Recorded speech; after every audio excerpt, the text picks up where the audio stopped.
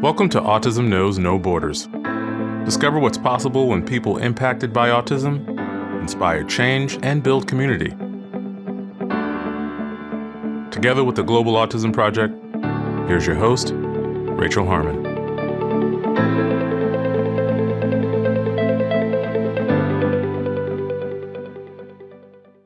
Hello, everyone. Our guest today is Evas Kyomugisha. Evas is the founder and owner of Silver Bells, an autism center in Kigali, Rwanda. Silver Bells offers comprehensive services for families, including applied behavior analysis, speech therapy, occupational therapy, physiotherapy, and music therapy. The Global Autism Project partnered with Silver Bells in April 2019. We have since sent 2 SkillCorps volunteer teams to provide hands-on training to their staff. In today's conversation, Evas and I discuss the stigma around autism in Rwanda, the lack of services in her community, and the pain she feels from having to turn away families who cannot afford to pay for them. She also highlights the country's progress in social reform since the genocide in 1994. Evas talks about what she's learned from working with autistic children, how she leads her multidisciplinary team, and how the COVID-19 crisis has affected services at her center.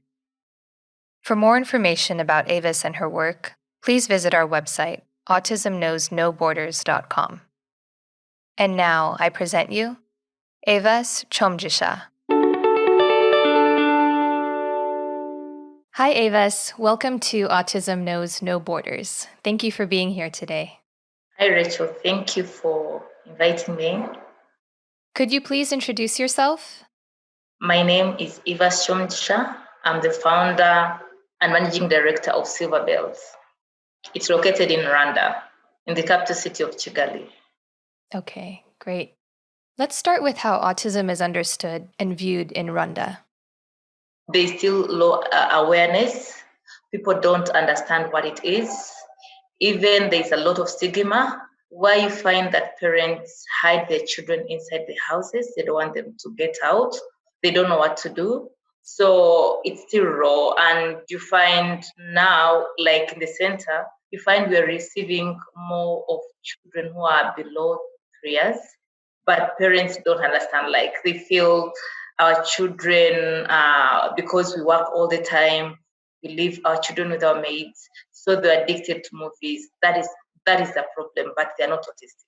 So most of the parents are in denial, and there's a lot of stigma. So what is the stigma around disabilities in general? They don't understand what it is, so they feel bad to have a child who has disability, yet they don't know what to do. If there was a lot of awareness, then they would understand they can live a normal life if they go through therapy and go to special education. But because they don't understand what it is, that's why they decide to hide. And you find even the public, they feel it's a curse. Like they call these children that they're cursed. When they see an autistic child, they don't understand what it is. They think it's a curse. And that's why even parents decide to hide them in houses. The time we opened up the center, most of the children that we got were from home, like they were closing homes. They wouldn't go to school, they wouldn't get out. You'd find parents maybe are taking their siblings out in game centers, but these children who are autistic are kept at home because they feel when they take them outside, they will embarrass them in public. So they would prefer keeping them home. Mm-hmm. So when they take them out in public, other people will judge them for bringing the kids outside?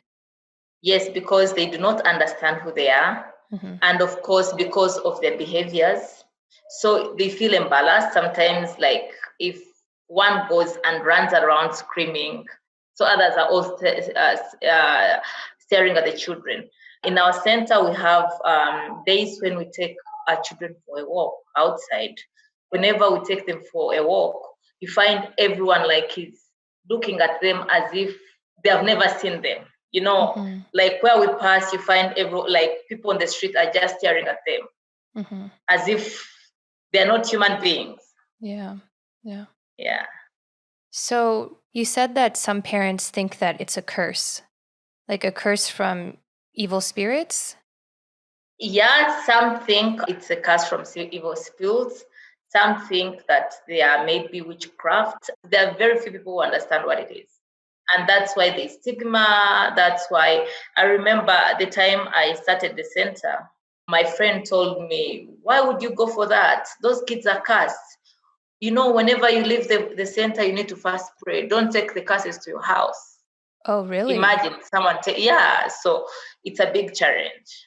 Mm. So, what kinds of services are available for families? When we talk about the services available, then I'll talk about my center. Okay. For the moment, we are the only ones that have a comprehensive kind of setup with different services. We have occupational therapy, we have speech therapy, we have special needs education, physiotherapy, and in all, we use ABA in all the departments. Mm-hmm. So, would you say that your center, Silver Bells, is the only place to receive services for autism in your area? In Kigali, there are other centers, but we are the only ones that have all that package. I see. Yeah. Yes. Are doctors diagnosing autism? Now they're trying to understand what it is, because now I'm getting some hospitals are referring children to the center. Parents will call me and they'll say, we have been referred by this doctor to the center. They told us you can support us. But these are big hospitals. So small hospitals do not understand. Clinics do not understand what it is. Mm-hmm. Yeah. Normally, like when they see an autistic child, they think these children are mentally disturbed. They think of taking them to a mental hospital. Yeah. I see. Yeah. So, parents are left feeling kind of hopeless and helpless. Yes. Yeah. Like the parents we meet, most of them are hopeless. They don't have hope. They don't know what to do. It's hard for them. They're working. They have these children. It's hard to have a maid home who understand these children, even taking them to schools. Most schools do not tolerate them because it's hard to handle them. So you find it's hard for parents. Mm-hmm. Is there any government support? Like, how are parents paying for services at your center? The government is now supporting us during the lockdown, because now at the moment, all schools in Rwanda are still closed. But we're happy that in June, they allowed the centers to work, because now they can recognize children with autism. That was a big step on the side of the government, Mm-hmm. because at least they recognized that these children exist and they needed help. Yeah, that's a huge step. Yeah. So, Evas, actually, we have a few listener questions. And the first question is from Andrew Bennett.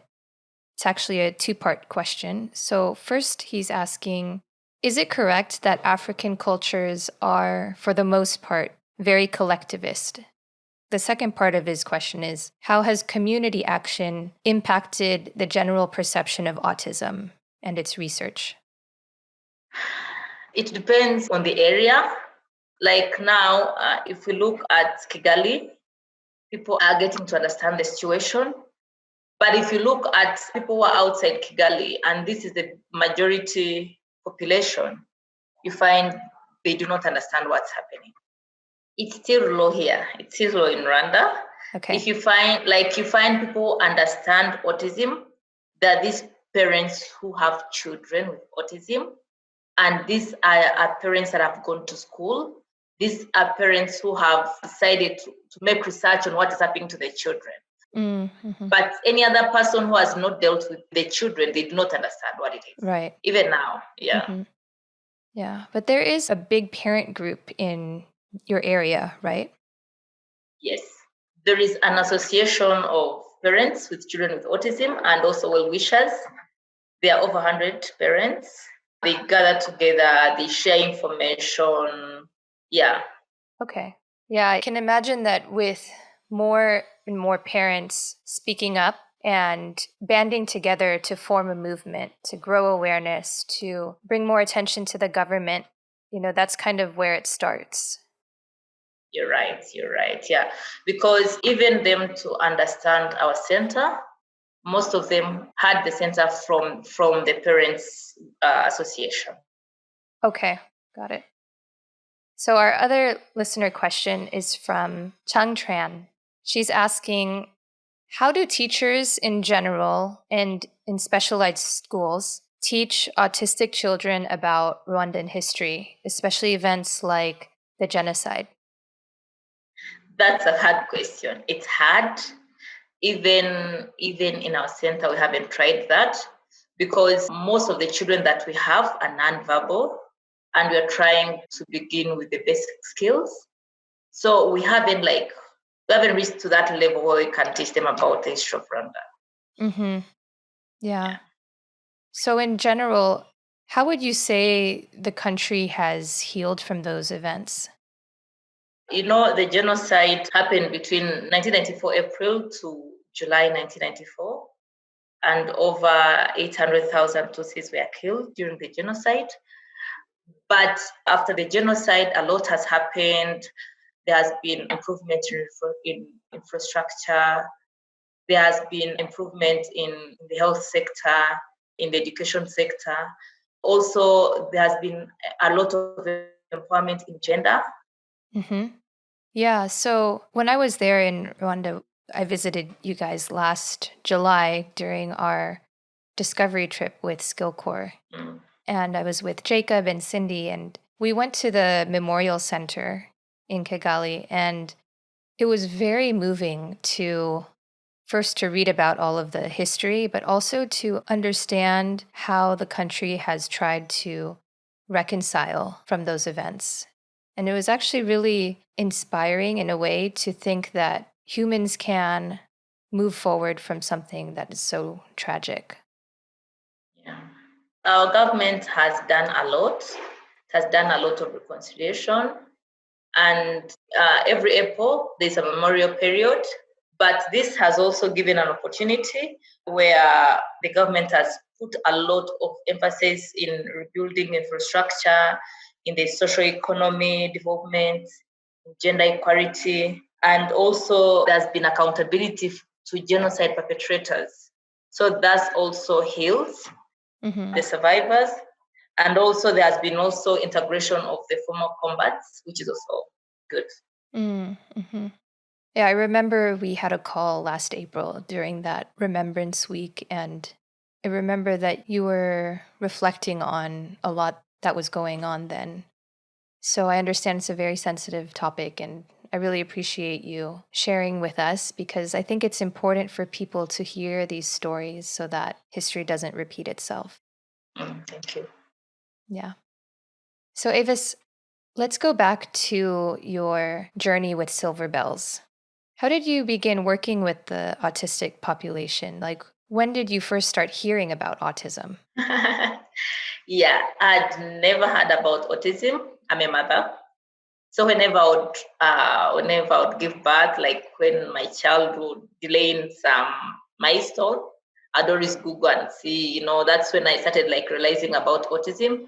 But I'd never like seen any child who was autistic or had anything about it until in 2018, I started up a school.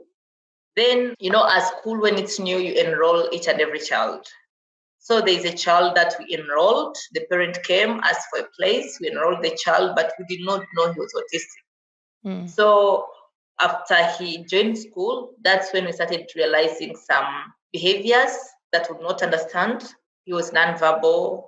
He was very aggressive. He would bite teachers. He would fight. He would beat all the children. So it was really hard. And the parents were in denial and they didn't know what to do because he was their firstborn. Mm. And we didn't know what to do. So I tried to approach the parents, but they thought I was going to chase him away because he had been chased from other schools. Then I had one teacher who had over 30 years of experience. She told me, I know this kind of children. The only thing we can do is to give him love. Let's show him love. It seems he has been denied love. Then I think it will work. But in that situation, I was having complaints from other parents because the children would go back home and imitate what he was doing. He would be climbing the windows, he would be fighting them, he would be beating them. And I started having issues with parents. But my heart I kept on thinking I don't need to chase him away, because I realized he would be the first to come in. He would come in at 6 in the morning, and he would be the last to be picked up at 8 in the evening. So I realized I need to help this boy. As we kept on supporting him emotionally, other parents started telling their friends that school tolerates autistic children. In just like 3 months, we had 10 autistic children, and it was really hard for us. It was really hard for us, and we didn't know what to do. But I tried to inquire, make research. I realized there was a lady in Uganda who had a center. So I went there to see how I would help these children, because they weren't studying. They would spend the whole day running around the class. Even the children that were in the mainstream weren't concentrating. So it was terrible for the school. And my heart kept on telling me, you don't need to chase away these children, because they need support. That's when I traveled to Uganda, saw how centers worked, looked at the children. I moved to different centers there, and I made up my mind to support this. That's when I came up with the center. And of course, in Rwanda, we don't have skilled personnel. So I had also to hire therapists from Uganda. It was hard. I didn't even have the budget, but I was determined to support the children. And when I told some of my friends who are in the association that I was going to start up the center, I knew I was going to start with these 10 that were in my school. When we opened the center and we had to first do assessment, over 200 children turned up for assessment. Wow. And we did not do any marketing. We did not do any announcement. It was just word of mouth. Mm-hmm. So we got over 200 children who came up for the assessment. And in these 200 children that came, most of them were from, like, I can call them home prisons. They had been locked in the houses. Mm-hmm. Some didn't even know how to sit with people. Some had never seen people, like they knew just their parents. Wow, so it was hard. I didn't know what to do. I started thinking that, did I do the right thing to start this? I thought I had this 10, but now I'm seeing others that are extreme. Are we going to handle? Yes. Mm-hmm. But in those that we assessed at the beginning, 13 were able to enroll. Others would not afford. They kept on telling me, please, and I didn't want to compromise the service. Yes. But from then now, the center has 35 children at the moment who are fully enrolled, but we still enroll, but most children cannot afford the center. I see. Yeah. How is that for you when you have to turn families away? It's hard. Some will come and plead, and they'll tell you, see me, I work as a guard, I cannot afford this. Even the money you charge, it cannot even pay my salary. My wife cannot work because of the child. We cannot have someone else to help. It's really hard, but I always say, I don't know. It's really hard to deal with these parents and children. Yeah. Mm-hmm. And of course, some enroll and within some months they cannot afford and they drop out. It's really a big challenge. Yeah. So, what have you learned from working with children with autism? It's amazing. Like I always tell people, whenever we have a 15 years old who started speaking from the center last year. So I always tell people, like, when I see an improvement in someone's life, that is my satisfaction. Yeah. Mm-hmm. Last night, I remember, Liam? Remember Liam? Yes, I remember him. Mm-hmm. Yes. So yesterday they showed me his video when he was writing his name. That made my day. Yeah. Mm-hmm. Yeah. Yeah. I really love what I'm doing because I know I'm bringing hope to the parents. I shared the video with the mom, and the mom said, no, this has touched my heart. You bring back to me. I didn't know he can write his name. Mm-hmm. Yeah. That's important to celebrate all of the steps, even the little steps. Yeah. For us, just a little step makes a difference for us. We with the entire team. Yeah. Yeah. So, Avis, what have you learned about leadership? Because you are running basically two schools. You have Silver Bells, the general education school, and you also have the Autism Center. Yes. Yeah, and I've learned a lot. You need to have a lot of patience. You need to have the passion to be able to work with people, and you need to be determined in what you're doing. Otherwise, you can be discouraged, especially dealing in this kind of service of education. Yeah, you need to be having a lot of passion of what you're doing. As you said, I'm running both the center and the school. The time you visited us, we were in different places. It was really hard. I was very stressed because when you want things to be done and you find people don't understand what you want, it's hard. And they're in different places. You're from one place, they will tell the other place she's coming. But I'm happy that we are now in one place. So it's easy. It's easy for me. And I think all is well because, like, the staff we have, we've been together for long and they really understand what I want. Mm-hmm. Yeah, that's important that everyone can see clearly what the mission is. And I think, we always talk about how incredible our partners are because it's one thing to start a center and be a business owner, of course, managing people and making sure the students are reaching their goals. But in many of our partners' situations, the background of how autism is viewed is a challenge in itself. And, you're working against these stigmas and trying to help the community understand really what autism is, at the same time running a business. So I think it just shows so much courage and resilience and, determination, like you're saying. Yeah, and when running the center, I don't think there's business in running the center because I have the school and I have the center. So you find the school is supporting the center. So you find it's more of charity in the center, though they are paying, but the tuition cannot sustain the program. So you find that the school is supporting the center. Mm-hmm. Yeah. So, how has the COVID-19 pandemic affected your center? You did have to shut down at some point. Oh my God. Yes. For me, like in Silver Bells, it was hard because last year we were in different places. It was hard for me to manage. It was really expensive renting places, houses, and yet they know you're putting in a school or yeah. So you find the rent is really high. It's very expensive. So I opted to have one facility. I went to the bank, they looked at the rent that I was paying for the houses, and they realized they would give me a mortgage to instead of paying rent so that I can pay the bank.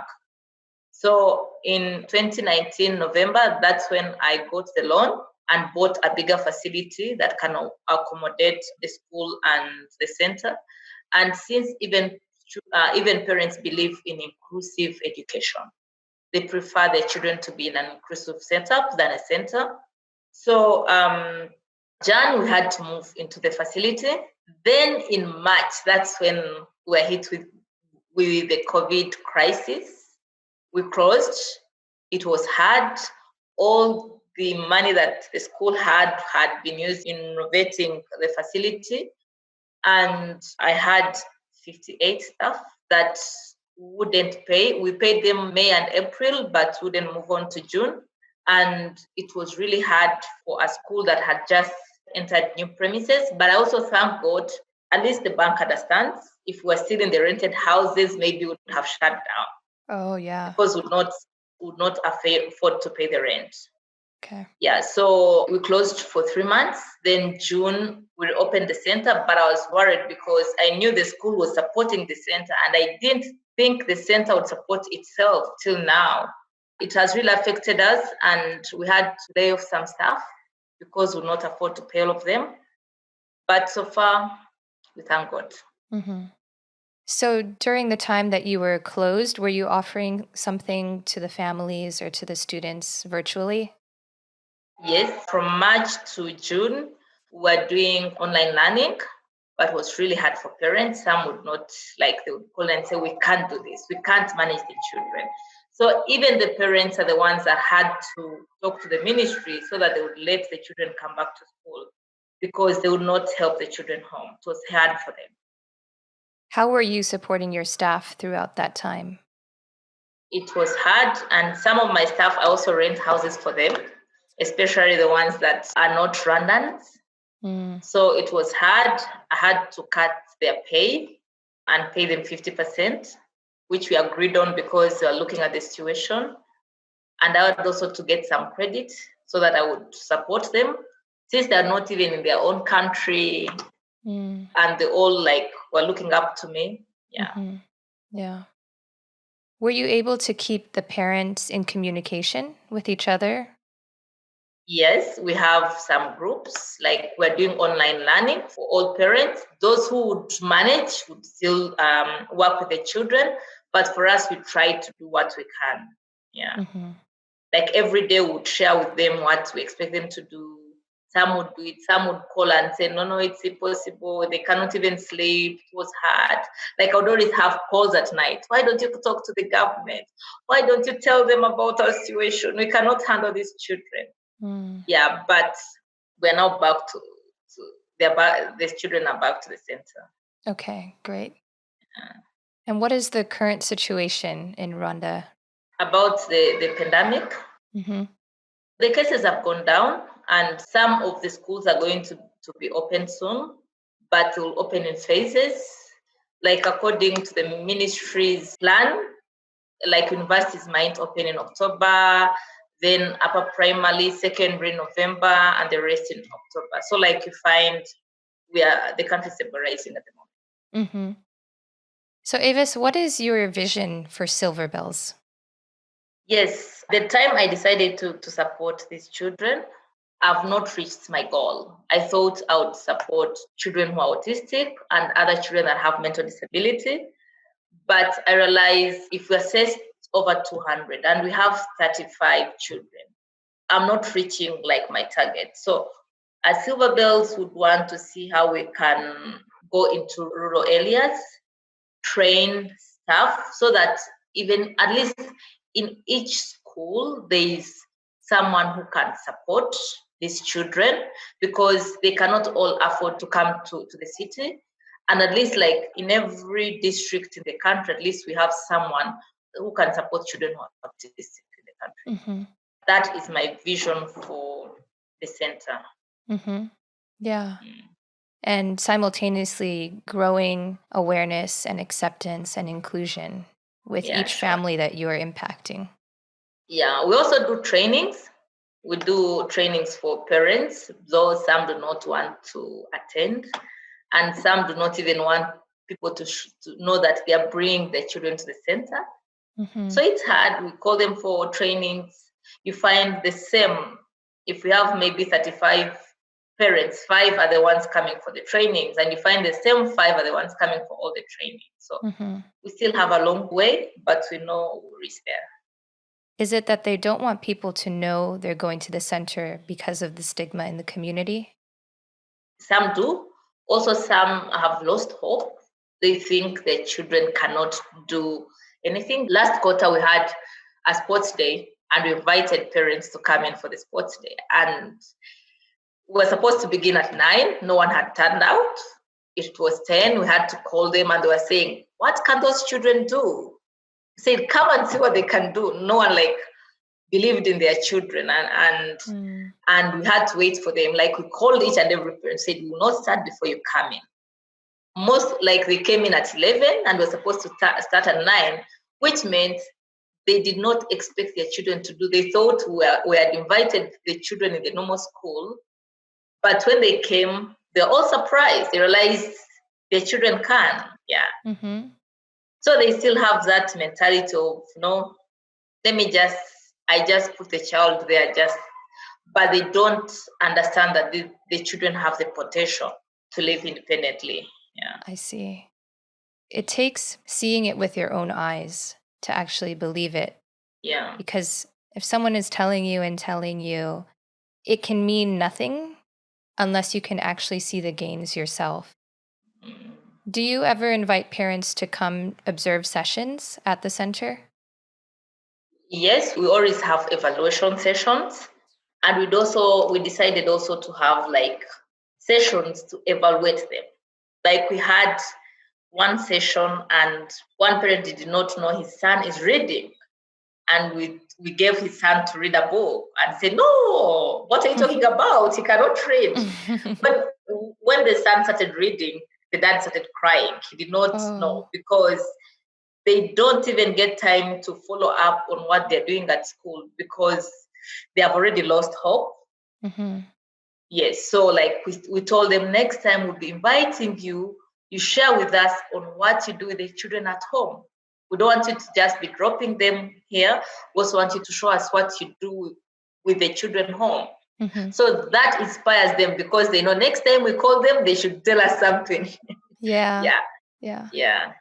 So that gives us a picture of how they feel about their children, because he didn't know his son was reading. Yeah, it's important to empower the parents so that they know that they can work with their kids at home too. Yeah.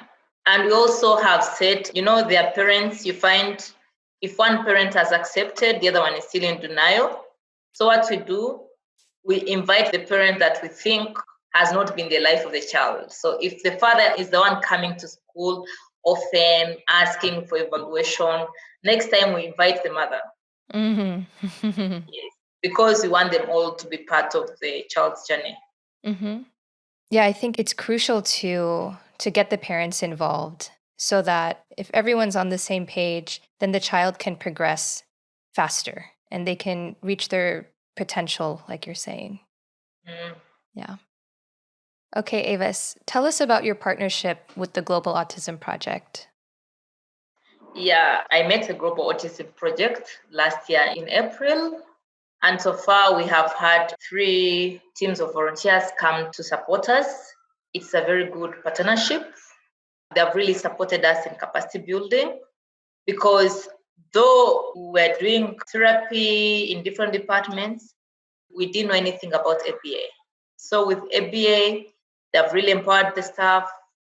They have really supported us, and we're also looking forward to continue the partnership with Global Autism Project. Yeah, we were just starting. Yeah. So you did have an opportunity to go to Global Summit last August in Bali. And what was that like for you to spend the week with all the partners and meet other business owners around the world? It's a very big chance for me to meet different partners of the Global Autism, and also business owners that are doing the same kind of business that I'm doing. I thought some of the challenges that I had was just me. Maybe I was not good enough, because I didn't know anything about autism. But meeting them, I realized we had the same challenges. We shared among ourselves, and I realized I was not alone. And also we shared experiences. When I returned back, I knew what to do. It's a great support network for people to just know that they're on the right track and they're doing the right thing and that they're not alone. And the challenges, they're all the same in every country. And especially in this journey of autism, you find in most countries, they don't have skilled personnel. Yeah, and I thank Global Autism for having that initiative of training their partners all over the world, so that at least they can really give out the service in a very professional way. Yeah, so you said that you had a few SkillCorps teams visit your country. What was that experience like for you to have them at Silver Bells? It was a very big, good opportunity for us, because most of our parents had read about ABA, and they would tell us we also need ABA on board. But when I met the Global Autism and they sent the SkillCorps team, they really inspired us. They really trained our staff. And in every department, we are practicing ABA in every department. And we're seeing more results. Oh, that's wonderful. So, what part of Rwandan culture do you like to share with the teams when they visit? It depends. Most of them have always preferred going to the parks. Like all the teams so far have gone to Akagera Park, and they would also go for local music, for traditional music Mm-hmm. in some hotels. They had fun to have dinner in different hotels around Kigali because normally they have local traditional dances in the evenings. And this time I would want them to visit the gorillas as well. Gorillas. Yes, I would want them to visit gorillas as well and also visit beaches in the western part of Rwanda. Oh, nice. Hopefully, I can come visit you guys again sometime. You're welcome. All Yeah. right, Evas, I'd like to close with one last question. What advice would you offer to parents who are maybe just learning that their child is different and looking for some ways to help them? How do you empower them and inspire hope in them? Yeah, I always do that. That's what I do on my daily basis because I meet with parents. And it's like you don't need to tell them their child is autistic direct. So what we do, we always like do assessments and we share like the behaviors that we think we are going to work on, but we're not direct that it's autism. Otherwise, when a parent is not ready, it's hard for them. So what I advise them, I always tell them that I share with them experiences from other parents. I share with them experience from the children that we have helped. So I let them understand that they're not alone, that the child has the potential. And I show them that I even like share with them cases that are much worse than the case that they have. So in that they realize everything is possible and they get hope, realizing maybe they came thinking their child cannot help himself, he's just there, they don't know what to do with the child. But once we share the experience, we tell them what the children we have helped, there they get hope, and that's when we gain their trust. And they always seek for advice. Yeah. Mm-hmm. Yeah, it's important to build that rapport with the parents so that they can, not only trust you with their children, but also trust that what you're doing is in their best interest. Yeah. And good enough here in Rwanda, the word of mouth goes so fast. So you find they will come when they've had like Silverbells is doing this. They have helped this kind of child. So like you share experience and you find they already know what you're talking about. Yeah. Mm-hmm. Yeah. Okay, Vis. Well, thank you so much. You're welcome. And I wish you luck in starting the center again this week. And I hope everything goes smoothly for you guys. Thank you. Thanks for tuning in to Autism Knows No Borders. The staff at Silverbells are doing an incredible job. With every child they teach and every parent they empower, they are shattering the stigma of autism and instilling hope in the hearts of families.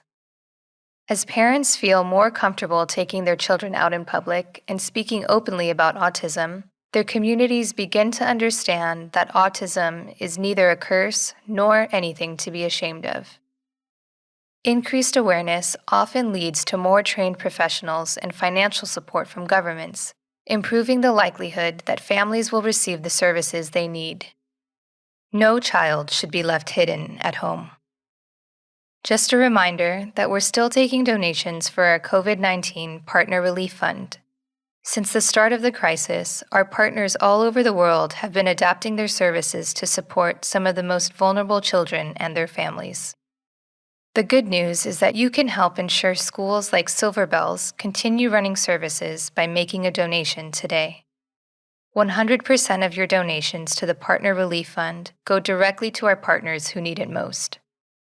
You will be supporting internet access for remote teaching, educational materials, and protective equipment. You can make a difference today by supporting families and their children in our partners' communities. Donations can be made at globalautismproject.org. Thanks for listening. Take care. You've been watching Autism Knows No Borders. If you like this video, please give it a thumbs up and subscribe to our channel.